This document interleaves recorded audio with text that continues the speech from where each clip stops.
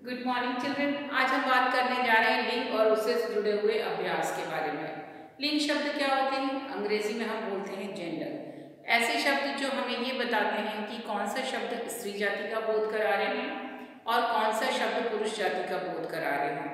यानी जिन शब्दों से हमें ये पता लगता है कि ये स्त्री है यानी लड़की है और ये पुरुष है यानी कि लड़का वाला शब्द है, तो वो शब्द कहलाते हैं लिंग। ये हमने पिछले मॉड्यूल में सीखा।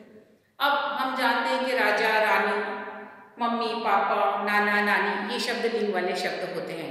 अब हम इस पार्ट में जानेंगे कि उनकी परिभाषा क्या है, उनके शब्दों को बदलने के नियम क्या है, किस प्रकार लिंग परिवर्तित करते हैं और स्त्रीलिंग से पुल्लिंग और पुल्लिंग से स्त्रीलिंग शब्द बनाते हैं। इनके बारे में हम नियमों को जानेंगे। तो उससे पहले हम देख लेते हैं कि लिंग क्या होता है, उसकी परिभाषा क्या है और उसके भेद क्या है। तो लिंग की परिभाषा हम कुछ इस प्रकार लिख सकते हैं कि शब्द के जिस रूप से उसके पुरुष अथवा स्त्री जाति के होने का पता चले उसे लिंग कहते हैं। ऐसे शब्द जिससे हमें ये ज्ञात हो कि ये स्त्री जाति का है कि पुरुष जाति का हो, उसे हम लिंग कहते हैं। ये हमने सीख लिया है। लिंग के दो भेद होते हैं, स्त्रीलिंग और पुल्लिंग शब्द, ये भी हमें पता है। अब स्त्रीलिंग के शब्द के उदाहरण लिखें। गाय, अब पशु है तो भी स्त्रीलिंग में आएगा, जरूरी नहीं है। यहाँ पर स्त्री और पुरुष जाति के होने का मतलब ये नहीं कि वो इंसानों में स्त्री या पुरुष हो, बल्कि वो क्रिया के साथ किस प्रकार की क्रिया लग रही है उससे क्या स्त्री होने का भाव हो रहा है। जैसे मैंने कहा हवा चल रही है, हवा क्या है? चल रही है। रही है से पता चल रहा है कि वो लड़का नहीं है, लड़की वाला शब्द है, तो हवा हो गई स्त्रीलिंग।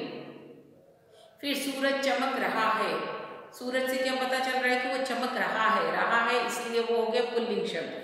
तो ना तो यहाँ पर हवा है वो लड़की है और ना है वो पुरुष, सूरज पुरुष है, बल्कि वहाँ पर उन शब्दों से ये पता चल रहा है कि वो उस कैटेगरी में जाते हैं, क्रिया के अनुसार उनका वो रूप है। वास्तव में वो पुरुष और स्त्री नहीं बन जाते हैं, बल्कि वो शब्द में स्त्रीलिंग और पुल्लिंग की श्रृंखला श्रेणी में आते हैं। तो उस आधार पर यहाँ पर हमने कुछ उदाहरण दिए। गाय स्त्रीलिंग है, गाय घास खाती है। जब क्रिया शब्दों का प्रयोग किया जाता है तो ये ई के साथ प्रयोग किए जाते हैं, खाती है, चलती है, उड़ती है, ऐसे करके। फिर वधू, वधू यानी दुल्हन, वधू नाचती है। फिर नानी पढ़ रही है। तो ये सब स्त्रीलिंग के उदाहरण है। अब इसके विपरीत अगर पुल्लिंग पे जाएं तो बैल खड़ा है, खड़ी है नहीं, खड़ा है। फिर वर, वर यानी दूल्हा, दूल्हा नाच रहा है। फिर नाना, नाना जा रहे हैं, तो ये बड़े हैं इसलिए रहे हैं। तो ये तीनों पुल्लिंग शब्दों के उदाहरण हैं। अब पुल्लिंग शब्द हम कैसे पहचानते हैं? या तो बोलकर ही हमें पता चल जाता है कि भाई नाना है तो पुल्लिंग है और नानी है तो स्त्रीलिंग है।